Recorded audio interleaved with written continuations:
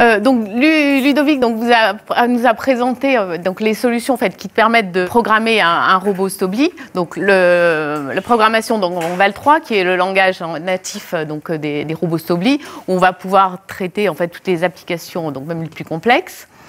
Les solutions Valproduct, donc, qui sont des applications donc, dédiées. Et puis donc, les solutions Unival. Unival, donc, il y a deux aspects. Donc, dans ce projet, en fait, on s'est intéressé donc à la solution en fait Unival PLC. Donc là, en fait, l'idée c'est quoi? C'est de proposer donc aux intégrateurs. C'est une solution en fait qui est dédiée aux intégrateurs, d'intégrer en fait dans leur environnement de développement de l'atelier en fait de programmation automate, le développement en fait de la programmation du robot. Donc de la gestion en fait du robot. Et donc comme ça en fait le développeur va travailler dans son environnement en fait de programmation qui lui est familier. On va avoir en fait un automate qui va gérer donc la cellule d'automatisme standard, mais qui va aussi permettre donc de gérer le robot. Il va communiquer avec le contrôleur en fait du robot Stobli, et ceci donc en utilisant donc les bus de communication standard, Profibus, Profinet, Modbus en l'occurrence donc dans le cadre de notre projet. Et les solutions donc Unival au sens large du terme contiennent donc Unival PLC et Unival Drive. Comme l'a dit Ludovic tout à l'heure, en fait on est sur les bus de communication standard, ce qui fait que c'est évidemment le générateur de trajectoire en fait, du contrôleur Stobli en fait, qui va gérer la fabrication des trajectoires. Là, on va lui dire move par exemple d'un point A à un point B, et c'est le générateur Stobli qui va gérer la trajectoire. Contrairement à ce qui se passe dans l'Unival Drive, où là aussi en fait, on a un seul contrôleur qui va gérer la partie automatisme standard, le robot, mais aussi toute la partie en fait, motion, les autres axes de la machine. Et là, c'est le contrôleur qui va, donc l'automate, qui va envoyer les coordonnées en fait articulaires pour atteindre donc au bras du robot pour que celui-ci donc puisse répondre aux différentes consignes. Également donc la configuration en fait du poignet. Donc dans le projet que l'on a traité, on a travaillé donc sur la partie Unival PLC. Donc on est dans cette architecture là. Alors cette architecture, en fait, cette solution Unival PLC, elle a été déjà développée par d'autres constructeurs, par exemple Siemens, Rockwell, chez Schneider, enfin Codesys également. Et donc les deux ingénieurs donc, avec lesquels qui nous ont soumis en fait le projet, eux avaient en fait testé en fait l'application en fait Codesys dans un contrôleur en fait SoMachine, puisque SoMachine est construit donc sur la base de Codesys. Et donc avait donc validé en fait l'application.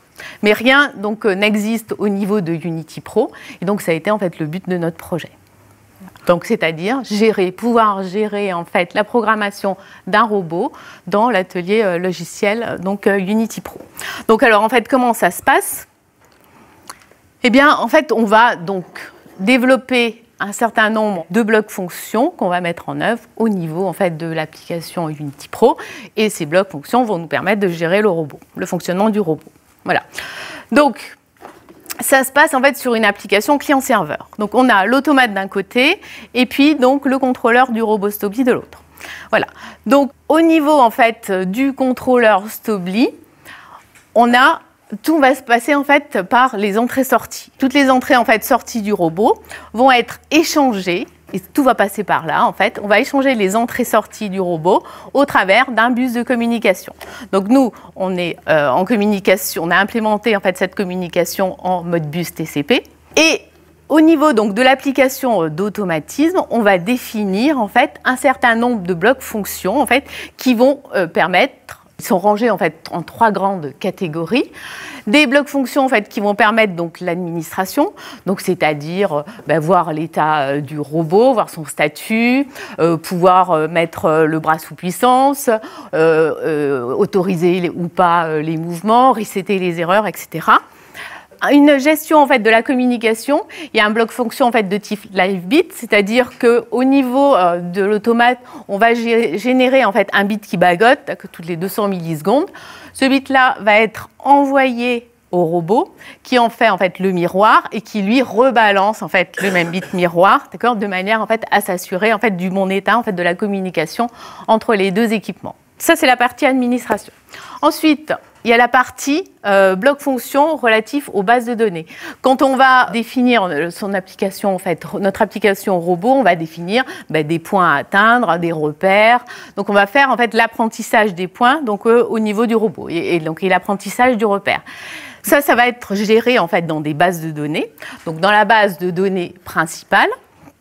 Et donc on a créé des blocs fonctions en fait, qui vont permettre de charger ces bases de données, par exemple. Donc des blocs fonctions qui vont permettre cette gestion-là. Et puis, évidemment, donc, les blocs fonctions liés au motion, avec les moves, donc linéa, les moves appro, pour faire des mouvements d'approche, et puis le move curviligne.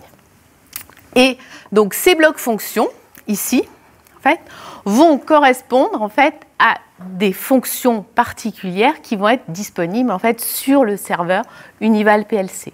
Donc, quand je mets en œuvre en fait, un bloc ici, eh bien, via en fait, les variables en fait, d'entrée-sortie, un bloc fonction, ça correspond à un certain code fonction sur le serveur Stobly. Donc, on voit ici une vue un peu plus détaillée. Donc, au niveau de Unity Pro, j'ai mes blocs fonctions. Ces blocs fonctions sont instanciés en fait, dans des sections de programme. Et donc, quand on envoie un bloc fonction, ça correspond à une fonction qui va être servie donc, par le serveur Unival PLC, qui est écrite en Val3 en fait, dans le langage en fait, natif. Et c'est donc le serveur Unival PLC qui va envoyer donc la fonction en Val3 au niveau donc qui va générer les trajectoires et qui va permettre en fait l'accès aux bases de données. Et tout va se passer en fait via les variables en fait d'entrée-sortie. D'accord ? Donc en plus des trois grandes catégories de fonctions que je viens de spécifier, il y a évidemment donc la fonction en fait com. Donc ici, on a envoyé en fait des requêtes de communication du read et du write via en mode bus TCP qui vont permettre d'accéder à toutes les variables en fait du robot. D'accord ? Et donc quand on achète en fait la solution donc Unival PLC, en fait le serveur est configuré pour pouvoir définir quelles sont en fait les entrées dont il a besoin. Donc entrée de type bit, entrée de type mot, et pareil quelle sortie il va fournir de type bit et de type mot. Et toutes ces variables-là, en fait, vont passer donc, dans la com. Il n'y a que ça qui va passer. Et ces variables-là, en fait, vont permettre de mettre à jour la structure robot qui va contenir, en fait, toutes ces données. Donc ici, pour mettre en œuvre, en fait, la solution et pour la tester, donc, on avait donc, un automate donc, M340 qui communique avec donc, le boîtier en fait, robot, le contrôleur robot, qui est donc, un module de la CSC 8 de Stobly. Et donc l'outil qui permet donc, de gérer les robots Stobly, donc c'est Stobly Robotics Suite, SRS, dans lequel on peut donc émuler le Teach Pendant, donc le boîtier manuel. Et puis, on va pouvoir émuler le fonctionnement du bras robot, mais qui va réagir en fonction en fait, des commandes qu'on aura passées via en fait, Unity, donc via en fait, le M340. Voilà. Et donc, ici, on a en fait une visualisation, donc ça en fait c'est l'émulation en fait du Teach Pendant, donc via SRS, et on voit donc les variables ici, donc au niveau du tableau de bord, on voit en fait les variables d'entrée-sortie auxquelles on peut accéder via différents bus de terrain. Donc nous ici, donc on était en mode bus, on voit donc les entrées et les sorties donc de type bit ou de type mot, et donc si on fait un zoom ici, on voit, donc j'ai pas mis. On voit donc ici donc les différentes entrées de type bit, donc le fameux donc entrée du robot, donc ça veut dire que c'est le live bit en fait qui est généré en fait par l'automate et qui bagote donc toutes les 200 millisecondes, et puis donc des infos, donc vous voyez comme le enable motion, le reset error, etc. D'accord ? Et toutes en fait ces infos là, donc qui passent par le bloc de communication, vont permettre en fait de remplir la structure, donc la structure de données en fait robot, qui est ici T-Stobly Robot, qui est donc également donc une structure de données qui a été créée donc au niveau de Unity Pro, des bibliothèques Unity Pro. Et en fait, c'est elle qu'on va trouver en entrée-sortie en fait de tous les blocs fonctions. Et donc, c'est comme ça, en fait, que chaque bloc fonction, donc par exemple, si j'envoie le move d'un point à un autre, ça va passer, en fait, quel type de repère, en fait, je vais utiliser, enfin, quel numéro, puisqu'ils sont indexés, les repères, quel repère je vais utiliser, entre quel point et quel point, en fait, je vais aller, et puis le code fonction, en fait, qui est mis en œuvre. Et le code fonction, c'est, en fait, une entrée